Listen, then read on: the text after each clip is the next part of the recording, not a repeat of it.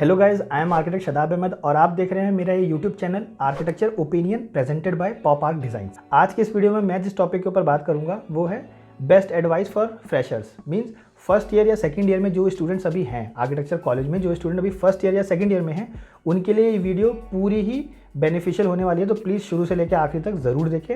And the thing is कि जो student अभी थर्ड ईयर, फोर्थ ईयर या फिफ्थ ईयर में हैं, उनके लिए भी ये वीडियो यूज़फुल हो सकती है, क्योंकि हो सकता है बहुत सारे पॉइंट्स ऐसे हैं जो उन्होंने अभी तक इम्प्लीमेंट नहीं किए हैं, तो वो भी इस वीडियो को ज़रूर से देखें। अब बात करते हैं वीडियो के मेन कंटेंट पे आने से पहले एक फ़ीचर की। यूट्यूब में जैसे कि आप नीचे एक पूरी टाइमलाइन देख रहे होंगे, लाइक ये वीडियो 10 मिनट की है, 15 मिनट की है, जितने भी मिनट की है, उसमें आप एक नीचे टाइमलाइन देख रहे होंगे। तो उस टाइमलाइन में अगर आप ध्यान से देखेंगे तो टाइम स्लॉट जो है वो ब्रेकआउट हो रखे हैं। मीन्स जो पूरी टाइम है उसमें ब्रेकआउट पॉइंट्स होंगे कुछ कुछ, ठीक है। तो उसमें क्या है कि आप स्लाइड करके पॉइंट्स देख सकते हैं कि कौन कौन से पॉइंट्स जो है वो मैंने कवर कर रखे हैं, और आप डायरेक्टली वहाँ पर जंप कर सकते हैं।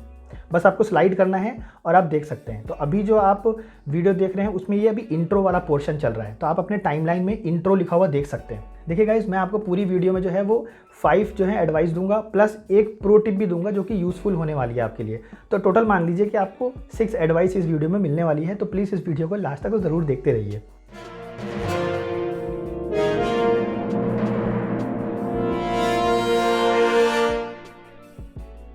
तो सबसे पहले कॉन्ग्रेचुलेशंस कि आपने इतना बड़ा जो सफ़र है आर्किटेक्चर का वो कंप्लीट किया। लाइक कि आपने अभी 12th का एग्ज़ाम दिया, उसके बाद आपने नाटा या जेई मेंस का एग्ज़ाम दिया, उसको क्लियर करने के बाद आपने एडमिशन लाइक कॉलेज चूज़ किया, उसके बाद आप आर्किटेक्चर वर्ल्ड में, आर्किटेक्चर फील्ड में कम्प्लीटली एंटर कर गए।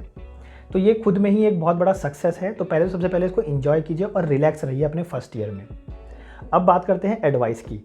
एडवाइस, सबसे पहली एडवाइस जो मैं आपको देना चाहूँगा, ऑलवेज रिमूव योर बैग। देखिए, ऑलवेज रिमूव योर बैग का मतलब क्या है? होता क्या है कि स्टूडेंट्स जो होते हैं वो हमेशा एक इनविजिबल बैग लेके चलते हैं अपने साथ। जैसे मान लीजिए आप आर्किटेक्चर फील्ड में आते हैं तो आप इनविजिबल बैग लेके चलते हैं। इनविजिबल बैग मतलब कि वो बैग दिखता नहीं है लेकिन आप अपने साथ कैरी करके चल रहे हैं। कौन सा बैग? उसके अंदर देखिए आपका नाम होता है, आपका बैकग्राउंड होता है, आपकी कास्ट, आपका रिलीजन, आपके फ्रेंड्स, आपके पेरेंट्स, आपके रिलेटिव्स, ये सारी चीज़ें उसके अंदर पहले से फिलअप होती है। मतलब आप जो बैग लेके चल रहे हैं उसमें ये सारी चीज़ें होती हैं, ठीक है। तो हमेशा कोशिश कीजिए कि कुछ पोर्शन को हमेशा निकाल के रखिए और खाली बैग लेके चलिए, क्योंकि architecture is all about experiencing the course first of all. Second thing is कि एक्सप्लोर करना होता है इसमें, ठीक है। तो आप जितना एक्सप्लोर करेंगे उतनी चीज़ों को अपने बैग के अंदर ले सकेंगे। अब अगर आप पहले से ही फिलअप करके चल रहे हैं बैग को, मान लीजिए मैं आपको एक एग्जांपल देता हूँ। बहुत से स्टूडेंट्स ऐसे होते हैं जो अपना बैकग्राउंड दिखा रहे होते हैं, ठीक है। बैकग्राउंड मान लीजिए, और ये रियल सिनारी की बात कर रहा हूँ मैं, बैकग्राउंड दिखाते हैं कि मेरे घर में लाइक मेरे जो फादर हैं वो पॉलिटिशियन है, या मेरा जो घर है वो एक बड़े बैकग्राउंड से आता है, ठीक है। या बहुत सारे स्टूडेंट्स ऐसे होंगे जो बोलेंगे कि मेरे घर में इतनी बड़ी बंदूक है। तो गाइस, इतनी बड़ी बंदूक से आप स्केचिंग तो नहीं कर सकते आर्किटेक्चर में, ठीक है। ये तो बहुत ऑफ कोर्स ही बात है। सेकंड थिंग इज़ कि कोई बोलता है मेरे घर में जो है वो पिस्तौल है या मेरी पावर इतनी। देखिए, पावर आपको एग्जाम में लिख के तो नहीं देगी, ठीक है। तो आप माइट भी पॉसिबल कि अगर बैकग्राउंड दिखा रहे हैं, अगर आप खुद को कम जानना पसंद करते हैं और अपने बैकग्राउंड को ज़्यादा इंट्रोड्यूस करने की कोशिश करते हैं, तो गाइज़ प्लीज़ अवॉइड कीजिए। या तो फिर आप गलत कोर्स में आए हैं आर्किटेक्चर के, ठीक है। क्योंकि यहाँ पे बैकग्राउंड का कोई काम नहीं है, यहाँ पे क्रिएटिविटी का काम है, एक्सप्लोर करने का काम है, बैकग्राउंड का बिल्कुल भी नहीं। फिर बात करते हैं कुछ सिनारियो में होता क्या है कि कुछ स्टूडेंट्स ऐसे होते हैं जो कि, देखिए, होम सिकनेस होना कोई गलत चीज़ नहीं है, पर ज़रूरत से ज़्यादा होना वो भी एक गलत चीज़ है, क्योंकि ज़रूरत से ज़्यादा दवाई भी नुकसान करती है, ठीक है। तो कुछ स्टूडेंट्स होते हैं जो कि सारी रिपोर्ट जो है वो घर में दे रहे होते हैं। मोस्टली केसेस में होता है, ये गर्ल्स के साथ होता है कि वो अपनी सारी रिपोर्ट लाइक शाम को कॉल करके घर पे बताएंगे, या अगर मान लीजिए अगर हॉस्टलर्स हैं तो शाम को कॉल करके बताएंगे, या अगर डे स्कॉलर हैं तो शाम को सारी चीज़ें जाके बताते हैं, ठीक है। देखिए, हर चीज़ बताना भी गलत चीज़ है। जैसे मान लीजिए कि बहुत बार होता है कि हम बोलते हैं अपने घर में, मैंने एक फ्रेंड बनाया था या फ्रेंड बनाई थी, ठीक है, और उससे मैंने ये एक्सपेक्टेशन किया था, उसने मेरे से बोला था कि वो ऐसा होगा या ऐसा करेगा या ऐसा करेगी, जो भी वॉटेवर, ठीक है, बट उसने वैसा नहीं किया। देखिए, सबसे पहली बात, वो तो खुद नया है अभी इस आर्किटेक्चर फील्ड में, ठीक है, तो उसको तो अपनी बात की वैल्यू अभी खुद नहीं पता है, तो आप कैसे उस पर इतना रिलाई कर सकते हैं, first of all. Second thing is कि आपको एडवाइस ज़्यादा से ज़्यादा घर में क्या मिलेगी? आपको ज़्यादा से ज़्यादा एडवाइस मिल सकती है कि दुनिया ऐसा ही होती है, अपने अपने होते हैं, पराए पराए होते हैं, बेटा तुम इन सबसे दूर रहो। यही एडवाइस मिलेगी पहली। या दूसरा एडवाइस ज़्यादा से ज़्यादा मिल सकता है, मान लीजिए अगर ज़्यादा आप टॉर्चर हो रहे हैं तो ज़्यादा से ज़्यादा आपको एडवाइस मिल जाएगा कि बेटा एक ही कॉलेज थोड़ी है, तुम्हारी कोई उम्र थोड़ी ढली जा रही है, दूसरा कॉलेज ले लेंगे, ठीक है, या दूसरे कॉलेज में एडमिशन ले लेंगे, छोड़ दो इस कॉलेज को, ठीक। तो यही दो एडवाइस मेनली जो है वो मिलती है, बाकी एक्सेप्शनल्स और always there. But the thing is कि देखिए आपने कहीं ना कहीं टाइम नहीं दिया, ना ही अपने उस फ्रेंड्स को टाइम दिया, ना ही आपने उस एनवायरनमेंट को टाइम दिया, अभी आपने किसी चीज़ को टाइम नहीं दिया। आप क्या कर रहे हैं, जो सुबह फील करते हैं वो एक्सप्रेस कर देते हैं शाम को अपने पेरेंट्स से।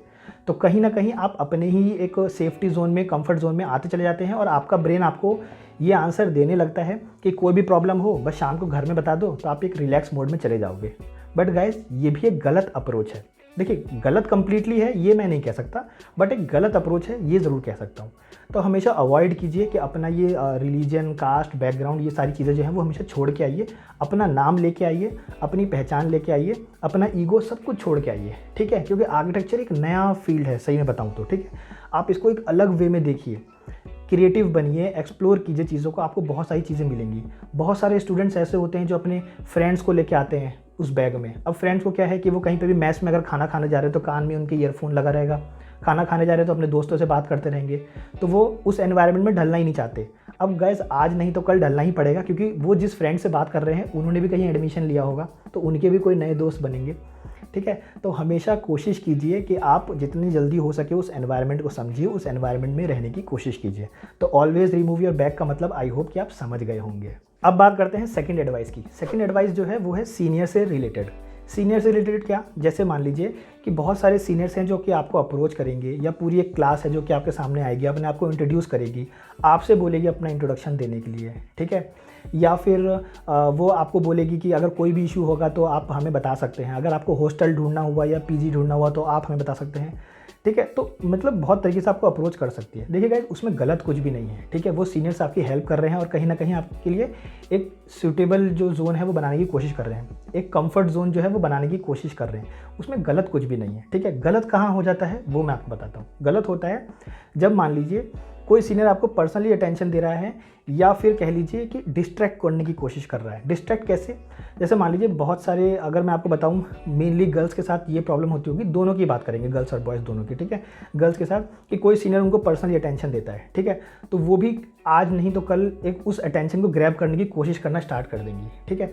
तो गाइज़ ये कहीं ना कहीं आप कह लीजिए कि एक डिस्ट्रैक्शन क्रिएट करता है। फिर आप क्या है, लेज़ी हो जाते हैं, उस सीनियर पे डिपेंड हो जाते हैं, उस सीनियर से काम निकलवाने की कोशिश करेंगे, या हो सकता है कि आप उस सीनियर का ही काम करने लग जाएँ, ठीक है। तो ये आपको आपकी पढ़ाई से डिस्ट्रैक्ट करता है।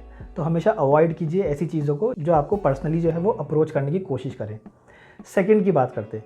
सेकंड है बॉयज़ के साथ जो होता है। बॉयज़ के साथ ये होता है कि बहुत बार वो सोचते हैं कि यार वो सीनियर कितना कूल लग रहा है, वो मतलब पूरी क्लास जो है वो सबमिशन देने में लगी हुई है, और वो सीनियर जो है वो अपनी मस्ती में लगा हुआ है तो भी अपना काम कर लेता है वो, ठीक है। तो आप क्या करते हैं, उनकी तरह बनने की कोशिश करते हैं या उनके साथ रहने की कोशिश करते हैं। क्योंकि बहुत सारे सीनियर्स ऐसे भी होते हैं जो लाइक पबजी खेल रहे हैं, या आप कह सकते हैं कि रूम क्रिएट करके कॉल ऑफ ड्यूटी खेल रहे हैं, ठीक है।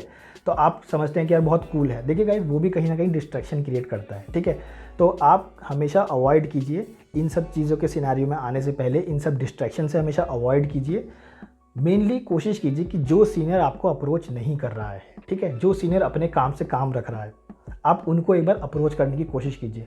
हर क्लास में, हर बैच में, हर सीनियर्स के बैच में 5 या 10 सीनियर्स ऐसे होते हैं जो कि किसी को अप्रोच नहीं करते हैं। बट गाइज बिलीव मी, 10 में से आपको 3 सीनियर्स ऐसे ज़रूर मिलेंगे जिनसे आपको सीखने को बहुत कुछ मिलेगा, या आप उनको अपना इंस्पिरेशनल मानने लग जाएंगे, या वो आपको एज ए गाइड बहुत कुछ सिखाएंगे। क्योंकि गाइज होता ये है कि हम बहुत बार बोलते तो हैं कि डोंट जज the book by its cover, but हम खुद वही कर रहे होते हैं कि जो सीनियर हमें अप्रोच कर रहा है, अब वो अच्छा है कि नहीं है बस हम ऐसे ही जज करने लग जाते हैं, ठीक है। लेकिन हम उन सीनियर्स के पास तो जाते ही नहीं है जिन्होंने हमें अप्रोच नहीं किया। हो सकता है उनके पास बहुत नॉलेज हो, या हो सकता है कि वो ऐसे हों कि वो अपने क्लास में अपने आप को सबसे ज़्यादा सुपीरियर मान रहे हों, जस्ट बिकॉज कि वो ऐसा सोचते हों कि यार इन सब चीज़ों में मुझे नहीं पढ़ना है, ये सब तो काफ़ी चाइल्डिश चीज़ें हो गई, या मुझे तो ज़िंदगी में कुछ और प्लान मैंने कर रखा है, या मुझे बहुत कुछ अचीव करना है। हो सकता है वो इसलिए आपको अप्रोच ना कर रहे हो। तो आपको एटलीस्ट जाके एक ट्राई ज़रूर देना चाहिए। देखिए 10 आप ऐसे सीनियर से मिलेंगे तो माइट भी पॉसिबल कि 7 सीनियर्स जो हों वो आपको एकदम ऐसे डल साउंड करें, या हो सकता है कि उन्हें खुद नहीं पता है इसलिए नहीं आ रहे, या किसी में शाय नेचर है इसलिए वो नहीं आ रहे। बट 3 आपको सीनियर ज़रूर आपको हर बैच में ऐसे मिलेंगे जो कि काफ़ी ज़्यादा सुपीरियर होंगे, या काफ़ी ज़्यादा उनको नॉलेज होगी उस फील्ड से रिलेटेड या फ्यूचर से रिलेटेड। तो आपको काफ़ी कुछ उनसे सीखने को मिलेगा। तो हमेशा कोशिश कीजिए, हमेशा अप्रोच कीजिए उन सीनियर्स को भी जो आपको अप्रोच नहीं करते हैं। एंड इसी में मैं लास्ट में एक कॉमन पॉइंट बता दूं कि सीनियर्स को हमेशा ऐसे पेन किलर किलर लीजिए। पेन किलर कैसे? जैसे मान लीजिए कि डॉक्टर कभी पेन किलर को सजेस्ट नहीं करता है। डॉक्टर आपको हमेशा सजेस्ट करता है कि अगर आपकी ज़्यादा तबीयत खराब है या ज़्यादा बुखार हो रहा है या ज़्यादा बॉडी पेन हो रहा है तो आप इस पेन किलर को ले सकते हैं उस टाइम पर। तो हमेशा सीनियर्स को उस तरीके से लीजिए। जैसे मान लीजिए कि आपको किसी चीज़ में पर्टिकुलरली प्रॉब्लम हो रही है, ठीक है, या आपको मान लीजिए कि बहुत सारी आउटसाइड कॉलेज भी एक्टिविटीज़ होती हैं, जैसे कि आपको कोई फ्लैट ढूंढना है या आपको कोई टॉपिक समझ में नहीं आ रहा है एकेडमिक्स के अंदर, ठीक है, कुछ भी हो सकता है, तो आप उस जगह पे सीनियर की हेल्प लीजिए। बट सीनियर के साथ अगर आप टाइम स्पेंड कर रहे हैं तो आप कहीं ना कहीं अपने काम से डिस्ट्रैक्ट हो रहे हैं, ठीक है। तो हमेशा अपने आप को टाइम देना, देखिए गाइस, ये हर कोई सिखाता है कि खुद को टाइम देना मोस्ट इंपॉर्टेंट थिंग होता है। तो आई होप कि आप समझ पाए होंगे कि सीनियर्स के पॉइंट में कि आपको क्या चीज़ें करनी है और क्या नहीं करनी है। अब थर्ड एडवाइस की बात करते हैं। थर्ड एडवाइस है आपके मेंटर। मेंटर मीन्स कि आपकी लाइफ में हमेशा कोई ना कोई एक मेंटर होना चाहिए, एक गाइड होना चाहिए, एक इंस्पिरेशनल वन होना चाहिए जिसको आप देख के इंस्पायर्ड हो, जिनके आप चाहते हो कि उनके पाथ पे भी आप चलना पसंद करें, ठीक है। अब वो गाइस कोई भी हो सकता है, सीनियर्स हो सकता है, कोई आपका रिलेटिव हो सकता है, कोई आपकी फैकल्टी हो सकती है पर्सनल, ठीक है, और या फिर कोई आपके यूट्यूबर भी हो सकता है।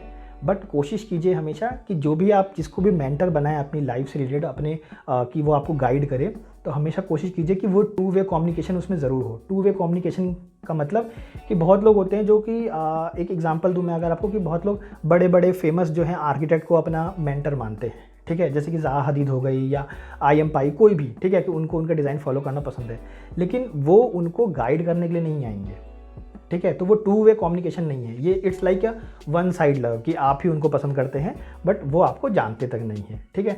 बहुत से केसेस में यूट्यूबर्स के साथ भी होता है कि आप पर्सनली किसी यूट्यूब चैनल को देखना पसंद करते हो और वो आपको गाइड करते हो। जैसे मोस्टली केसेस में बहुत लोग संदीप माहेश्वरी को देखना पसंद करते हैं, बहुत लोग विवेक बिंद्रा को देखना पसंद करते हैं, बहुत लोग सोनू शर्मा को देखना पसंद करते हैं। तो हर कोई एक अपना मेंटर उनसे बना के रखता है, तो उसमें वो टू वे कम्युनिकेशन हो सकता है। कैसे हो सकता है? क्योंकि उनमें एक नीचे बिजनेस से रिलेटेड एक चीज़ लिखी रहती है कि आप इस पर कॉन्टैक्ट कर सकते हैं। तो आपको करना क्या होता है, आप 100 क्वेश्चंस को एक साथ रखिए, उनको उनके चार्जेस पे कीजिए और उनसे डायरेक्ट वो क्वेश्चन पूछ लीजिए, ठीक है। तो वो टू वे कम्युनिकेशन हो सकता है कि वहाँ पे चांसेस हैं, ठीक है। बट अगर आपको ऐसा है कि आप किसी यूट्यूबर को आप ऐसे गाइड बना के बैठे हैं या मेंटर बना के बैठे हैं जिनको आप मैसेज कर रहे हैं लेकिन उनका रिप्लाई आएगा कि नहीं आएगा वो बहुत बड़ी बात है।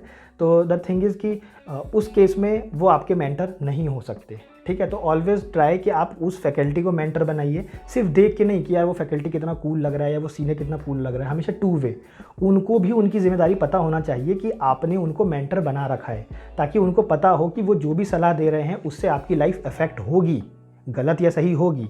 अगर उनको पता ही नहीं है कि आपने उनको मेंटर बना रखा है तो उस केस में प्रॉब्लम होने के ज़्यादा चांसेस होते हैं। तो आई होप आप समझ रहे होंगे कि मैं क्या कहना चाह रहा हूँ। किसी को भी मेंटर बनाइए बट सोच समझ के बनाइए, और हमेशा एक मेंटर आपकी लाइफ में होना ज़रूरी है जिससे कि आप बात शेयर कर सकें, एटलीस्ट पर्सनल स्टफ नहीं तो एकेडमिक्स का या फ्यूचर से रिलेटेड जितनी भी चीज़ें होती हैं वो कर सकें। बाकी आपकी चॉइस है, बट द थिंग इज़ कि एक बेस्ट एडवाइस होगी अगर आपकी लाइफ में कोई एक मेंटर हो जिसके रास्ते पे आप चलना चाहें, जिनके जैसा बनना चाहें या जिनकी बात आपको समझ में आती हो। अब बात करते हैं फोर्थ एडवाइस की। फोर्थ एडवाइस है रिलेशनशिप को लेके। देखिए गाइज, मैं कोई नहीं होता आपको ये बताने वाला कि आपको फर्स्ट ईयर में रिलेशन में आना चाहिए कि नहीं, सेकंड ईयर में रिलेशन में आना चाहिए कि नहीं, रिलेशनशिप में आना भी चाहिए कि नहीं। तो ये चीज़ें मैं कोई नहीं होता बताने वाला। ये आपके पर्सनल टेस्ट के ऊपर है, पर्सनल अट्रैक्शन के ऊपर है और पर्सनल कैरेक्टर के ऊपर है। ये आपकी पूरी पर्सनल चॉइस है। बट अगर आप इस वीडियो का टाइटल पढ़ेंगे तो मैं आपको बेस्ट एडवाइस देने वाला हूँ। मीन्स इसमें भी एक अच्छा एडवाइस दे सकता हूँ मैं आपको, गलत और सही नहीं, बट मैं आपको एक एडवाइस दे सकता हूँ कि क्या बेटर वे होगा, ठीक है।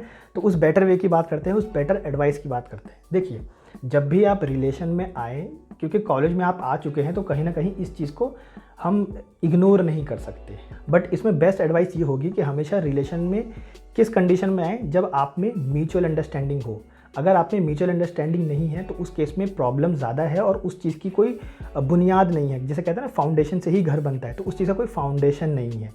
कैसे, उसका एग्जांपल मैं आपको देता हूँ। जैसे मान लीजिए कि आप किसी ऐसे इंसान के साथ, कोई भी हो सकता है, मेल फीमेल कोई भी, ठीक है, आप किसी ऐसे इंसान के साथ रिलेशन में आ रहे हैं, रिलेशनशिप में आ रहे हैं जिसमें आपके साथ म्यूचुअल अंडरस्टैंडिंग बहुत अच्छी बन रही है। अगर आपकी म्यूचुअल अंडरस्टैंडिंग बहुत अच्छी बन रही है तो हो सकता है उसमें एक स्टूडेंट जो है, एक इंसान जो है वो बहुत ज़्यादा पढ़ने में तेज़ हो, ठीक है, या इससे तेज़ हो, ठीक है। तो वो क्या करेगा, वो इसको पढ़ाने के लिए ज़्यादा फोकस करेगा पढ़ाई पे, ठीक है। मीन्स ज़्यादा चीज़ें ग्रैब करने की कोशिश करेगा क्लास में, या अगर साइट विजिट पे जा रहे हैं या साइट टूर पे जा रहे हैं, एजुकेशनल टूर पे जा रहे हैं, ठीक है, कहीं पे भी, तो वहाँ से ज़्यादा पॉइंट ग्रैब करने की कोशिश करेगा और इसको समझाएगा, ठीक है। दूसरे अपने पार्टनर को समझाएगा और दूसरा पार्टनर भी रेडी रहेगा इससे समझने के लिए, हाँ भाई ये मेरे लिए है, ये मेरे को समझा देगा, ठीक है। तो ये म्यूचुअल अंडरस्टैंडिंग में वो चीज़ें समझ में आती हैं, तो दोनों का ही कहीं ना कहीं पढ़ाई से डिस्ट्रैक्शन नहीं होगा। देखिए पर्सनल स्टफ्स आपके वो पर्सनल है, बट द थिंग इज़ कि पढ़ाई को लेकर अगर बात की जाए तो दोनों एक दूसरे को कहीं ना कहीं सपोर्ट करेंगे। ये अगला इसको फोर्स करेगा कि भाई तुम्हारे भरोसे हम टिके हुए हैं, हमें जो है तुम पढ़ोगे तभी तो हम पढ़ पाएंगे, ठीक है। तो चीज़ें हमेशा ऐसे ही रन करती हैं, कहीं ना कहीं दोनों एक दूसरे को कॉम्प्लीमेंट कर रहे हैं, कहीं ना कहीं दोनों के बीच में एक म्यूचुअल अंडरस्टैंडिंग है। लेकिन चीज़ें कहाँ बिगड़ती हैं, चीज़ें बिगड़ती है वहाँ पर जहाँ पे म्यूचुअल अंडरस्टैंडिंग कम होती है और लुक वाइज आपने ज़्यादा पसंद किया होता है। मान लीजिए कि कोई आपको आपके बैचमेट में कोई ज़्यादा जिसकी पर्सनैलिटी आपको अच्छी लग रही हो, ठीक है, या कोई आपके सीनियर्स में कोई ऐसा हो या जूनियर में कोई ऐसा हो जिसकी पर्सनैलिटी या लुक वाइज जो है वो आपको अच्छा लग रहा हो, और आप उसको देख के रिलेशन में आए हो और हाँ हाँ करते हुए सर हिलाते हुए आप रिलेशन में आ गए हो, ठीक है। तो उस कंडीशन में क्या होता है, उस कंडीशन में कुछ नहीं है, उसका कोई फाउंडेशन नहीं है। तो अब मान लीजिए कि ज़्यादातर केस में क्या होता है, जैसे मान लीजिए एजुकेशनल टूर में गए हुए हैं, ठीक है, तो दुनिया मतलब आपकी जो पूरी बैच है, पूरी जो क्लास है ना, वो अलग पढ़ने में लगी हुई है, फैकल्टी अलग पढ़ाने में लगी हुई है, और वो जो 2 स्टूडेंट होंगे ना वो अलग टाइटैनिक पोज बनाने में लगे रहेंगे, पहाड़ के सामने खड़े होकर अलग टाइटैनिक पोज बना रहे होंगे, तो वो डिस्ट्रैक्शन क्रिएट करता है, ठीक है। यही सेम चीज़ क्लास में भी होती है। मैंने आपको एक एजुकेशनल टूर का जो है वो एक एग्जाम्पल दिया, तो गाइज प्लीज़ ऑफेंड मत होइएगा, बट द थिंग इज़ कि कहीं ना कहीं रियलिटी है। तो हमेशा कोशिश कीजिए लुक वाइज जाइए, लुक मैटर करता है, ठीक है, वो आपकी पर्सनल चॉइस है, ठीक है, बट द थिंग इज़ कि जब तक म्यूचुअल अंडरस्टैंडिंग ना होना तब तक रिलेशनशिप में बिल्कुल मत आइए, क्योंकि कहीं ना कहीं वो सिर्फ आपको डिस्ट्रैक्ट करेगा। और जहाँ म्यूचुअल अंडरस्टैंडिंग होती है वहाँ आप एक दूसरे को सपोर्ट करते हैं, वो अपनी नॉलेज शेयर करता है और अगला अपनी नॉलेज शेयर करता है, तो आप एक दूसरे के कॉम्प्लीमेंट होते हैं, आप एक दूसरे को कॉम्प्लीमेंट कर रहे होते हैं, ठीक है। तो आई होप कि आपको ये 4th पॉइंट भी है वो काफ़ी यूज़फुल लगेगा आपकी लाइफ से रिलेटेड। अब बात करते हैं 5th पॉइंट की। 5th पॉइंट है आपका स्टार्टअप से रिलेटेड। जब भी आप कॉलेज में एंट्री करें तो फर्स्ट डे से सोचना स्टार्ट कर दीजिए कि आपको लाइफ में आगे क्या करना है, ठीक है। और हमेशा कोशिश कीजिए कि 5th ईयर तक आते आते आप अपने लेवल पर एक स्टार्टअप कर चुके हों, और स्टार्टअप कोशिश कीजिए कि विदाउट इन्वेस्टमेंट हो, ठीक है, जिसमें कि आपको 1 रुपये नहीं लगाना पड़े, एक सिंगल पैसा ना लगाना पड़े और आप अर्निंग करना स्टार्ट कर दें। मैं इस पे एक अलग वीडियो बना दूंगा कि स्टार्टअप कैसे करते हैं, कैसे आप अर्न कर सकते हैं, फ्रीलांसिंग से कैसे अर्न कर सकते हैं। एंड गाइज बिलीव मी, आपको अच्छी खासी अर्निंग इस पे हो जाती है, अच्छे खासे आपकी सेविंग हो जाती है। And the third thing is कि ये फ्रेशर्स के लिए क्यों इंपॉर्टेंट है। फ्रेशर्स के लिए इसलिए क्योंकि देखिए आप ये कहीं ना कहीं मानते हैं कि जो हम आज सोचते हैं वो कल से इम्प्लीमेंट करना स्टार्ट नहीं करते हैं, कल से एग्जीक्यूट नहीं करते हैं, ठीक है। एग्जीक्यूशन इंपॉर्टेंट है, बट उसके लिए सोचना सबसे पहले इंपॉर्टेंट होता है, ठीक है। तो फर्स्ट ईयर से आप सोचना स्टार्ट कर दीजिए कि आप ऐसा क्या कर सकते हैं। कुछ भी हो सकता है, आप इंस्टाग्राम पे अपना एक पेज बना रहे हैं जिसमें कि आप अपना टैलेंट शो कर रहे हैं, वो भी एक स्टार्टअप हो सकता है, क्योंकि उस पर भी ब्रांड जो है काफ़ी अप्रोच करती है। और आज की डेट में इंस्टाग्राम से ज़्यादा अप्रोच कोई भी ब्रांड नहीं करती है। आपको एक पोस्ट के 3-3 हज़ार रुपये मिलते हैं, सिर्फ आपको उस ब्रांड का जो वो पोस्ट है वो सिर्फ टैग करना होता है, उनको टैग करना होता है और उनकी वो पोस्ट लगानी होती है इंस्टाग्राम पे। तो गाइस बिलीव मी, हर चीज़ में आप डिजिटल नेटवर्क मार्केटिंग से लेके हर चीज़ में आप स्टार्टअप कर सकते हैं 0 रुपये से। इस पे मैं पूरी एक अलग सीरीज़ बना दूंगा कि मैंने भी कैसे अर्न किया, वो भी बताऊंगा। ऑल्दो मैंने लोगो डिज़ाइन पे किया था, ऑलमोस्ट मैंने 5 प्रोजेक्ट्स लोगो डिज़ाइन के कर रखे हैं और काफ़ी ज़्यादा अच्छी अर्निंग हो गई थी। तो उस पर एक अलग वीडियो बनाएंगे जिस पे आपको समझाएंगे कि हर एक अगर आप किसी भी फील्ड से रिलेट करते हैं, फोटोग्राफी से रिलेट करते हैं, तो फोटोग्राफी को रियलिटी में कैसे सेल करें, ठीक है। बहुत लोगों को फोटोग्राफी का शौक होता है बट वो सेल करना नहीं जानते। बहुत लोगों को स्केचिंग का शौक होता है बट वो सेल करना नहीं जानते। अपनी एक इंस्टाग्राम आईडी बना लेंगे, उस पर बस डाल देते हैं पोस्ट कि हाँ ठीक है ये हमारा वो है, अगर किसी को अच्छा लगे तो प्लीज़ हमें डीएम करें, ठीक है। बट उससे गाइज आप भी कहीं ना कहीं जानते हैं कि चीज़ें बिकती नहीं है, तो उसकी भी एक स्ट्रेटेजी होती है। तो हमेशा कोशिश कीजिए। और अगर आपको कोई भी बुक खरीदनी है तो आर्किटेक्चर की कोई बुक मत खरीदिए। आर्किटेक्चर एक एक्सपीरियंस है, आपको आपके कॉलेज में आर्किटेक्चर एक एक्सपीरियंस की तरह पढ़ाया जाएगा, उसकी कोई बुक नहीं होती। आज तक ना कोई बुक बनी है आर्किटेक्चर फील्ड की और ना कभी आगे इन जनरल बनेगी, ठीक है। हर कोई अपना एक्सपीरियंस शेयर कर रहा होता है। आप किसी बड़े अगर आर्किटेक्ट की बुक पढ़ते हैं तो वो अपना एक्सपीरियंस शेयर करता है, वो कभी आपको ये नहीं कहता इस तरीके से करना है, अपना एक्सपीरियंस शेयर करता है कि मैंने इस प्रोजेक्ट को करने के लिए ऐसे सोचा था, वैसे सोचा था। अगर आपको आर्किटेक्चर से रिलेटेड कोई बुक खरीदनी है तो गाइस कोशिश कीजिए कि हमेशा मार्केटिंग स्ट्रेटेजी से लेके बुक खरीदिए, क्योंकि गाइस पूरे फर्स्ट ईयर से लेके 5th ईयर तक आर्किटेक्चर में सबसे ज़्यादा जो लैक करते हैं स्टूडेंट वो है मार्केटिंग। आर्किटेक्चर हमें कभी सिखाता ही नहीं है, ये कोर्स हमें कभी नहीं सिखाता कि मार्केटिंग कैसे की जाए। ये कोर्स हमें सिखाता है एक्सपीरियंस, स्पेस को क्रिएट करना, कैसे पढ़ते हैं वो सिखाता है, कैसे डिज़ाइन करते हैं वो सिखाता है। बट आप खुद सोचिए कि मैं बहुत अच्छा डिज़ाइन करता हूँ, बट ये कौन मानेगा? क्या आप मान सकते हैं कि मैं बहुत अच्छा डिज़ाइन करता हूँ? नहीं। क्यों? कोई जानता नहीं है, मार्केटिंग मुझे आती नहीं है। लेकिन वही अगर कोई मान लीजिए फॉर एन एग्जांपल कि कोई ज़ाहा हदीद बोले या संजय पुरी अगर आपको आके बोले तो आप मान जाएंगे, क्योंकि उनको मार्केटिंग आती है। ठीक है, तो आप भी उनकी ही बात मानेंगे जो दिखता हो, जो दिखेगा वही बिकेगा। अब मुझे दिखाना ही नहीं आता, मैं बहुत अच्छा डिज़ाइन करता हूँ, लेकिन मेरे पड़ोस तक वाले नहीं जानते, मेरे नेबर्स वाले जो हैं वो भी नहीं जानते कि मैं डिज़ाइन करता हूँ, तो क्या फ़ायदा उस चीज़ का? तो हमेशा कोशिश कीजिए कि ऐसी चीज़ों पे इन्वेस्ट कीजिए जो आपको इन रिटर्न कुछ दे। आर्किटेक्चर की बुक खरीदने से बेटर है, क्योंकि वो तो आप कॉलेज में आए हैं तो वो पढ़ेंगे, वो आपको लाइब्रेरी में मिल जाएगा। बट जो चीज़ नहीं मिलेगी वो है आपको मार्केटिंग स्किल्स, मार्केटिंग स्ट्रेटेजी। तो हमेशा अगर आपको कोई बुक खरीदनी है, आपको लगता है कि आप इन्वेस्ट कर सकते हैं, तो हमेशा वो बुक खरीदिए जो मार्केटिंग से रिलेटेड हो। आपको बहुत सारे अच्छे अच्छे पॉइंट्स मिलेंगे। स्टार्टअप कैसे करते हैं उसकी बुक खरीद सकते हैं, जॉब के लिए कैसे अपने स्किल्स बढ़ाएं उसकी बुक खरीद सकते हैं। तो हमेशा कोशिश कीजिए कि ऐसी बुक खरीदिए, सर्च कीजिए और ऐसी बुक को खरीदिए अगर आप चाहते हैं। अब बात करते हैं प्रो टिप की। प्रो टिप क्या है? प्रो टिप है कि आप कभी भी कॉलेज से एक्सपेक्टेशन मत रखिए कि वो आपको पढ़ाएगा। ठीक है, इसका मैं आपको बहुत सिंपल सा रीज़न बताता हूँ कि कॉलेज क्यों नहीं पढ़ाता। आईआईटी हो, एनआईटी हो, चाहे आपका कोई प्राइवेट कॉलेज हो, वो कभी आपको नहीं पढ़ाता। प्राइवेट कॉलेज अपना नाम करने में लगे रहते हैं, इसलिए अपना रिजल्ट बनाने में लगे रहते हैं, इसलिए वो कोशिश करते हैं कि आपको ज़्यादा से ज़्यादा नॉलेज दें ताकि आप ज़्यादा से ज़्यादा क्रिएटिव बने और उनका नाम हो सके मार्केट में, और नेक्स्ट ईयर जो है वो और स्टूडेंट्स आ सके। अब मैं आपको समझाता हूँ कि लोग जो सोचते हैं कि इंडियन एजुकेशन सिस्टम जो है वो हमारा कहीं ना कहीं लैक करता है। देखिए, कहीं ना कहीं करता है, बट हर जगह नहीं करता है। आप हर जगह इस एक्सक्यूज़ को लेके नहीं चल सकते कि कॉलेज में हमें पढ़ाया नहीं जाता। देखिए, मैं आपको बहुत सिंपल सा आपकी ग्रोथ बताता हूँ कि आपको किस तरीके से ग्रोथ करवाया जाता है इंडियन एजुकेशन सिस्टम में। ठीक है, एंड गाइज, इसको मैं पूरे रिसर्च के साथ बोल रहा हूँ, अपने ओपिनियन से नहीं बोल रहा। जब आप स्कूल में एडमिशन लेते हैं, फर्स्ट क्लास, नर्सरी, तो वहाँ पे आपके पास कोई ऑप्शन नहीं होता है कि आपको कौन सा सब्जेक्ट पढ़ना है। कोई भी चूज़ करने का कोई ऑप्शन होता ही नहीं है। आपको जो पढ़ाया जाएगा, जो गवर्नमेंट ने डिसाइड किया है, जो वो स्कूल पढ़ा रहा है, आपको वो पढ़ना पड़ेगा। ठीक है, जितना सब्जेक्ट पढ़ाया जा रहा है उतना आपको पढ़ना पड़ेगा। वहाँ पे आपके पास कोई ऑप्शन नहीं, क्योंकि अभी तो आप बढ़ रहे हैं। ठीक है, पढ़ेंगे तभी तो बढ़ेंगे। तो आप 10th तक पहुँच जाते हैं पढ़ते पढ़ते, तो वहाँ तक आपको पूरी स्पून फीडिंग कराई जाती है।